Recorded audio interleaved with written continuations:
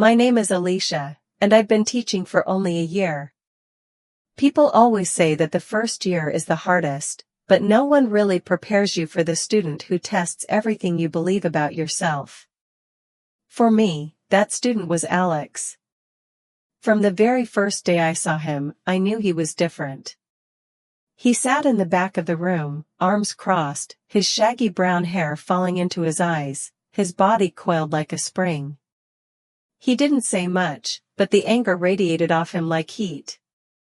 When I asked him questions, he shrugged or muttered. When I gave him assignments, he shoved them aside with a glare. Most teachers avoided him. Some warned me not to bother. He's trouble, one said in the staff room. Another shook her head. Alex has been a problem since day one. Nothing gets through to him. But I couldn't shake the feeling that his anger wasn't really about school. I believe that anger always comes from somewhere, a wound, a story, something unseen. So I decided to watch, to wait, to listen. One afternoon during math, Alex slammed his book shut so loudly that half the class jumped. I calmly asked, "Alex, do you want to step outside for a moment? Get some air?" His eyes flashed at me. "I'm fine."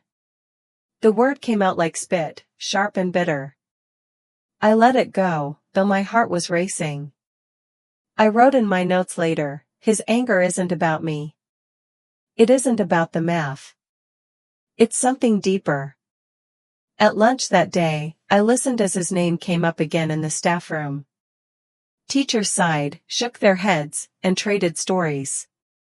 Fights in the hallway. Detentions that never changed anything. Late homework, missing homework, angry outbursts. "He's hopeless," one teacher muttered. I stirred my tea and stayed quiet. Hopeless wasn't a word I believed in. The truth about Alex revealed itself on a stormy Thursday evening. I was staying late to grade essays when I heard shouting in the hallway.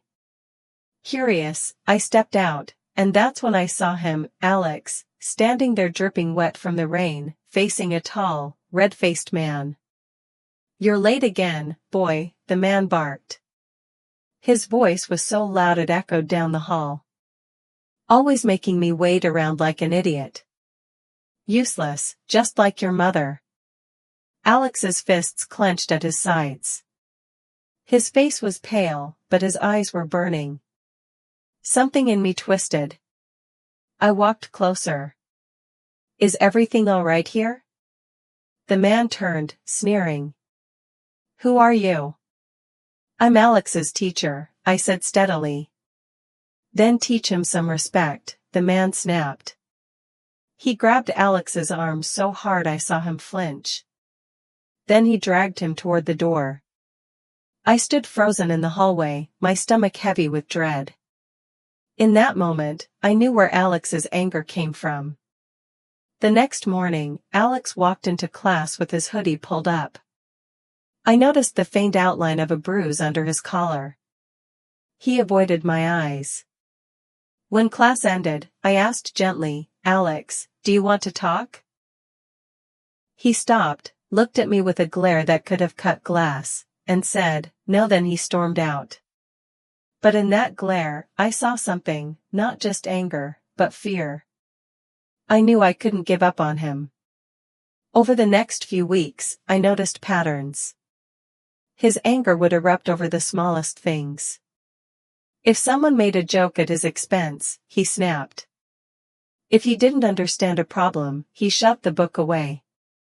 He slammed his locker so loudly once that the whole hallway went silent. Punishments didn't work. Detentions just made him angrier.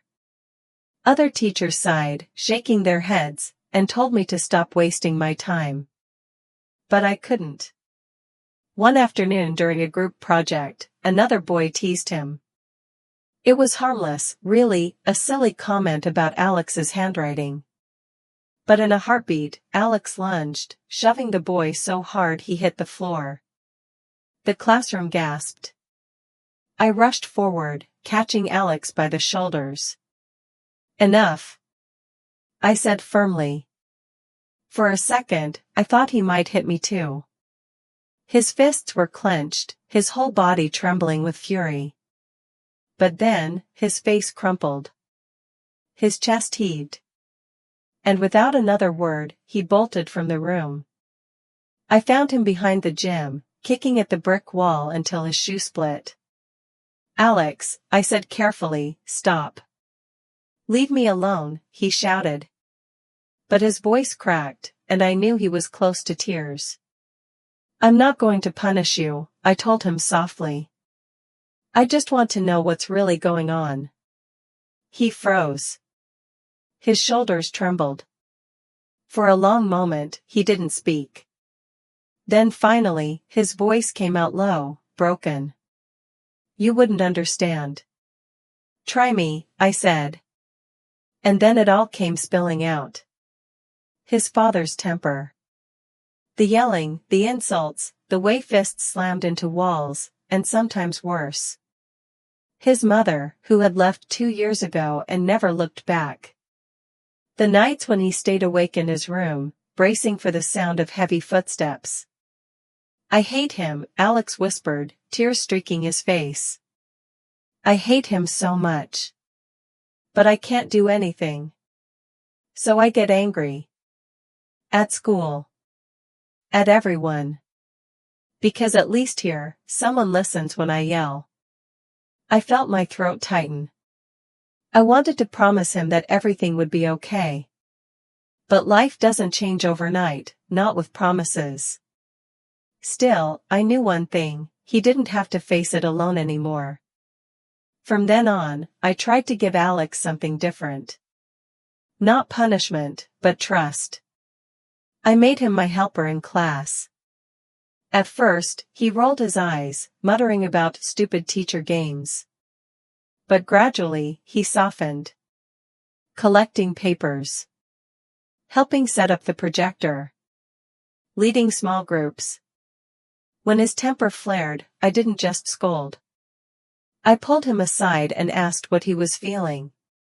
Sometimes he refused to answer. Other times, he surprised me with honesty. I'm mad because I didn't get breakfast. I'm mad because Dad was yelling all night. I'm mad because no one listens at home. The school counselor got involved. Social services too. Slowly, piece by piece, a support net formed around him. It wasn't easy. He still had outbursts. But little by little, he started to change. One spring afternoon, during a heated soccer game, another student shoved him hard. Everyone braced for the explosion. But Alex paused. Took a deep breath. His fists curled, then relaxed. Not worth it, he muttered, and walked away. It seemed like nothing. But to me, it was monumental. From across the field, he caught my eye. I gave him the smallest nod. He smiled. Just a little, but it was real. Years later, long after Alex had left my classroom, I received a letter. The handwriting was messy, but I recognized it instantly. Dear Ms. Alicia. I'm 16 now. Things are still tough at home, but I'm working through it. I wanted to say thank you. You were the first person who didn't just see me as the angry kid. You saw more. Because of you, I'm trying to be more. I don't know if I'll ever stop being angry completely. But I'm learning that anger doesn't have to control me. I can control it. Thank you for not giving up on me. Alex. I folded the letter and held it against my heart. Teaching is never easy. There are days I feel invisible, days I wonder if anything I do matters. But that letter reminded me, every angry pupil has a story. Every angry pupil has a chance. Sometimes, all it takes is one person who refuses to stop seeing them. If you liked this story, please like, comment, share, and subscribe.